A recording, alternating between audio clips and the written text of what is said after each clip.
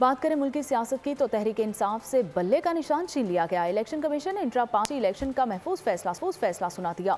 Commission ने PTI के intra party elections मुस्तरद कर दिए हैं। फैसले में लिखा कि इंट्रा पार्टी इंतखाबात पार्टी आइन और इलेक्शन एक्ट के मुताबिक नहीं करवाए गए।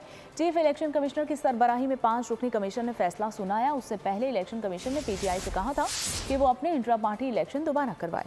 इलेक्शन कमीशन ने पीटीआई के इंट्रा पार्टी इंतखाबात को गैर आईनी करार देते हुए बल्ले का इंतखाबी निशान वापस ले लिया। इलेक्शन कमीशन ने महफूज फैसला सुनाते हुए कहा, पीटीआई ने अपने इंतखाबात पार्टी आइन के मुताबिक नहीं कराए। चीफ इलेक्शन कमिश्नर की सरबराही में 5 रुकनी बेंच ने पीटीआई इंट्रा पार्टी इंतखाबात के खिलाफ दायर दरख्वास्तों पर समाअत की। 5 रुकनी बेंच ने पीटीआई इंट्रा पार्टी इलेक्शन को कलअदम करार दिया। फैसले में कहा गया है कि पीटीआई इंट्रा पार्टी इंतखाबात करवाने में नाकाम रही, जिसकी बुनियाद पर तहरीक इंसाफ से इंतखाबी निशान वापस ले रहे हैं और उसको अब बल्ले का निशान नहीं मिलेगा। 11 सफ़ात पर मुश्तमिल फैसले के मुताबिक तहरीक इंसाफ मौका मिलने के बावजूद शफाफ इंट्रा पार्टी इलेक्शंस कराने में नाकाम रही। इलेक्शंस एक्ट की सेक्शन 215 के तहत कार्रवाई करते हुए पीटीआई से इंतखाबी निशान वापस लिया जाता है। फैसले में कहा गया है कि सियासी जमातों के इंट्रा पार्टी इलेक्शन को रेगुलेट करना इलेक्शन कमीशन की आईनी और कानूनी जिम्मेदारी है। सवाल उठाया गया कि उमर अयूब को सेक्रेटरी जनरल पीटीआई कैसे बनाया गया। बानी चेयरमैन का अपना बतौर चेयरमैन पीटीआई ओहदा 13 जून तक था। पीटीआई आइन में भी ये लिखा हुआ है कि चेयरमैन पीटीआई के ओहदे के दौरान ये को बढ़ाया जा सकता है। फैसले में कहा गया है कि 13 जून के बाद बानी चेयरमैन तहरीक इंसाफ बतौर चेयरमैन पीटीआई रह ही नहीं सकते थे।